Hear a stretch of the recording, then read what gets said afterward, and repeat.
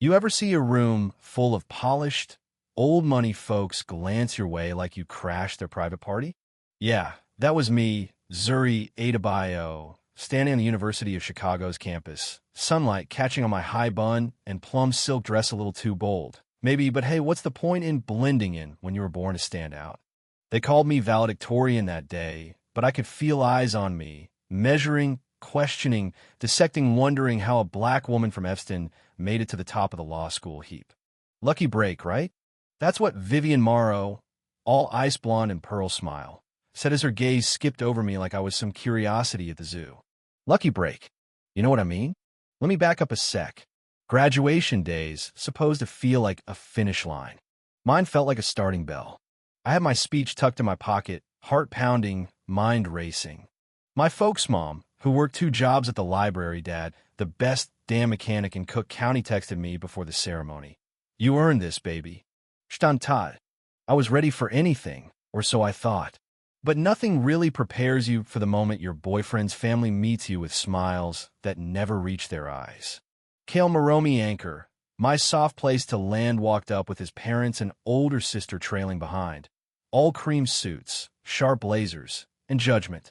Zuri, what a bold dress for such an occasion, Vivian said, her handshake more a formality than a greeting.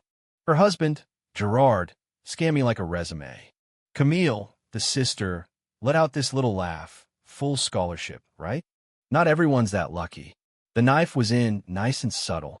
You fight for it, tooth and nail. I looked Vivian in the eye and thanked her for noticing. Boldness, after all, runs in my blood. But beneath my calm, I could feel the old wounds reopening. All the teachers who doubted me, the classmates who wondered if I was just a diversity pick. And now, the Marasmi boyfriend's family were lining up to do the same. Inside the auditorium, the air buzzed. Tassels swinging, rows of hopeful faces, professors in their regalia.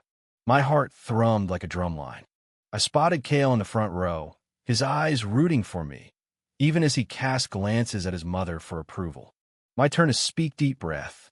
I let my voice carry, talking about justice and sacrifice, about my parents' grit and my own resolve to fight for those who are overlooked.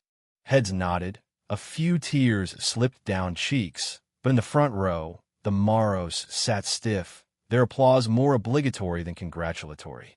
When it ended, Vivian swooped in. Let's get a family photo, Kale. Just us for the album. And just like that, I was erased, still in the room, but not in the frame. Kale tried, in his way. Mom, Zuri should be in it. This is her day. Vivian just smiled, brittle. Of course, but she has friends to pose with. Camille piled on. Yeah, Zuri, you must want pics with your study group or something. The ache in my chest was sharp, but I didn't let it show.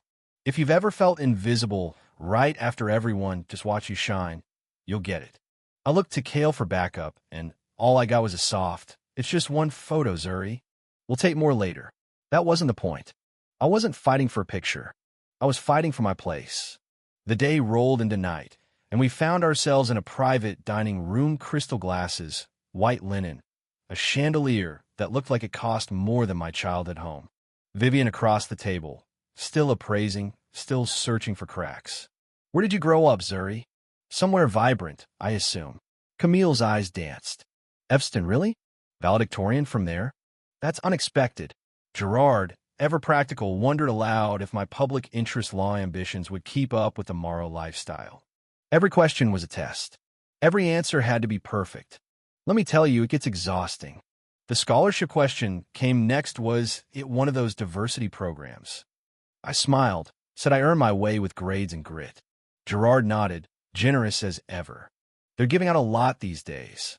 Camille snickered. Tough. Always having to prove yourself, right? I felt Kale's hand squeeze mine under the table, but silence is a funny thing. It can sound a lot like betrayal. Dessert came, but the sweetness was all gone. Vivian said it plainly. Kale's future requires a certain alignment. You understand, don't you? Translation. You'll never fit here, Zuri. My resolve locked in place. I stood, the whole table watching, the entire restaurant suddenly on mute. Let's be clear, I said, my voice steady. Your judgment isn't about my degree, my work, or my speech. It's about my skin, my roots, and my right to love Kale. The words cut through the air like a blade. The Moros froze. Kale looked at me, his face a battlefield of guilt and love. I don't need saving, Kale. I need you to stand with me. Choose. He did. Finally.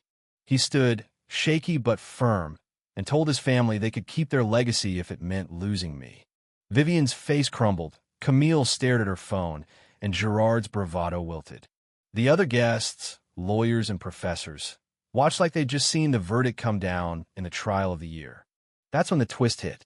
Professor Carver, a titan in constitutional law, stepped forward and announced loud enough for the Moros to hear that Kessler and Lane, one of the top law firms in the world, had offered me a senior associate position. It wasn't just a job. It was a mic drop. Vivian stammered, Camille's phone clattered, and Gerard's fork never made it back to his plate. Kale grinned at me like he was seeing me for the first time. The rest of the night spun around that moment congratulations from strangers, grudging apologies from Camille, and even Gerard, who admitted he'd misjudged me. Vivian? She just sat there, stunned into silence. But here's the kicker. Victories like that don't magically change hearts. The Moros' power over me vanished that night, but prejudice? That's a shadow that lingers. Over the next month, Kale and I found our rhythm at my side for every win, every hard day, every case I took at Kessler and Lane. Camille started showing up, notebook in hand, asking questions, trying to learn. Gerard sent a careful email wanting to discuss housing equity. Vivian stayed distant, her silence a cold front that never quite moved on. And you know what? I didn't need her validation.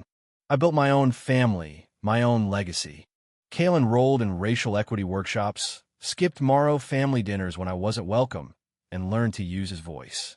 We hosted friends, lawyers, artists, co-durse a kaleidoscope of colors and dreams at our table. One night at a jazz club, Kale toasted me. To Zuri, who's unstoppable. Laughter, music, hope that's the life I want. But every now and then, the old questions return. Will the Moros ever truly accept me? Maybe. Maybe not. The real victory is knowing I belonged in that stage, at that table, in this city, and in my own skin. My story isn't some rags-to-riches cliche. It's a blueprint for fighting, for loving, for never backing down, even when the world says you don't fit. Yeah, that happened. And it'll keep happening as long as people like me and maybe like you stand tall. So what do you think? Was I right to call it out? Or should I have kept the peace? Would you have stood your ground or played along for love? Drop your thoughts below.